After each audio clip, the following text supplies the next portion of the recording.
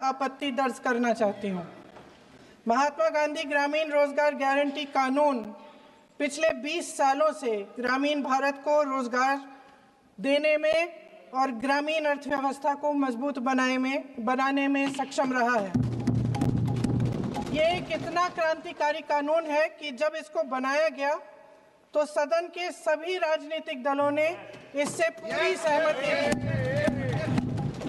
इसके द्वारा 100 दिन का रोजगार इस देश के गरीब से गरीब लोगों को मिलता है, हमारे गरीब से गरीब भाई बहनों को। हम सब जनप्रतिनिधि हैं महोदय।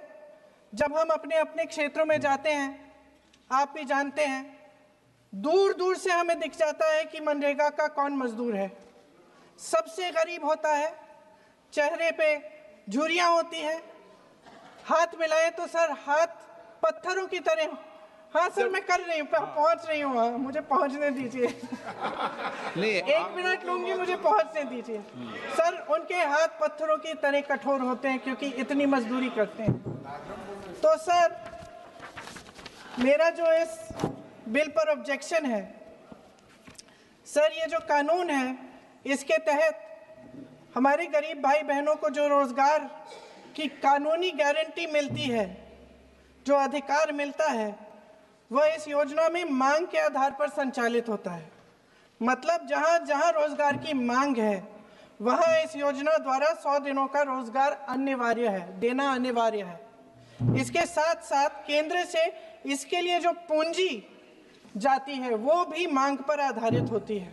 यानी कि इस योजना के लिए जितने पैसे जहां भेजने हैं, कितने भेजने हैं, वह जमीनी परिस्थितियों पर आधारित होता है और मांग के आधार पर निर्धारित होता है। सर, इस विधेयक की अनुसूची 1 में उपनियम 4(1) और 4(2) द्वारा केंद्र को इजाजत दी गई है कि वे पहले से ही निर्धारित कर लें कि कितनी पूंजी कहां भेजी जाएगी।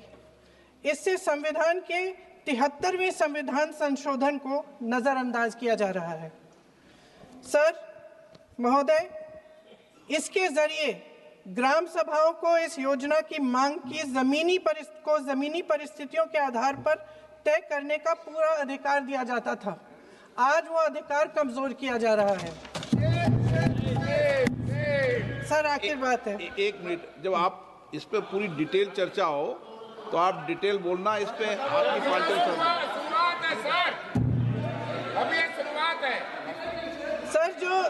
सर जो हमारे संविधान की जो मूल भावना है कि हर एक व्यक्ति के हाथों में शक्ति होनी चाहिए, वही मूल भावना पंचायती राज में है और उस मूल भावना के विरोध है ये जो अधिनियम, जो ये विधेयक आ रहा है।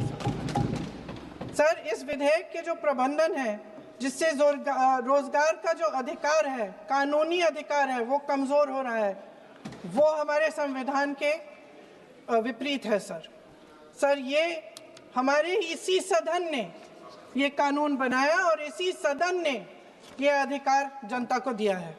ओके। सर, एक और है सर, महात्मा गांधी मनरेगा में 90% अनुदान केंद्र से आता था। इस विधेयक द्वारा ज्यादातर प्रदेशों में अब 60% आएगा। इसको घटाया गया है। ओके। सर, इससे प्रदेशों की अर्थव्यवस्था पर बहुत भार होगी और खास तौर से ये वे प्रदेश जिनकी अर्थव्यवस्था पहले से ही केंद्र की ओर से जीएसटी के बकाये के इंतजार में है। ओके, माननीय सदस्य। हो गया। सर, इस विधेयक द्वारा केंद्र का नियंत्रण बढ़ाया जा रहा है और जिम्मेदारी घटाई जा रही है। सर, जो 100 दिन का अधिकार आपने 125 करने की बात की है, लेकिन इसमें वेतन की बढ़ोतरी, आपकी जो मजदूरी की बढ़ोतरी है, इसकी कोई बात नहीं है। माननीय सदस्यों। सर, ये सही बात है कि अभी तक जो बकाया है वो ही पूरा नहीं हुआ है। माननीय सदस्य गणों, मैं आपसे सर, आखिरी बात ये है सर कि हर योजना का नाम बदलने की जो सनक है, ये समझ में नहीं आती है। सर, जब ये किया जाता है तो सरकार, केंद्र को पैसे खर्चने पड़ते हैं। माननीय सदस्यों, मैं आपसे आग्रह करता हूं, ये सर आप पोस्टर रख दे नीचे। मैं ये रख दूं? नहीं, आप पीछे वाले मान्य सदस्य, आप 72 में नियम में विरोध कर दें आप। ठीक। सर आखिरी पॉइंट है कि बिना चर्चा के, बिना इस सदन की सलाह लिए इस तरह से जल्दी में विधेयक को पास नहीं होना चाहिए। सर ये विधेयक वापस लिया जाना चाहिए। इसके बदले में सरकार को एक नया विधेयक पेश करना चाहिए। खत्म करूं? महात्मा गांधी जी मेरे परिवार के नहीं थे, लेकिन मेरे परिवार जैसे ही हैं, और इस पूरे देश की यही भावना है सर।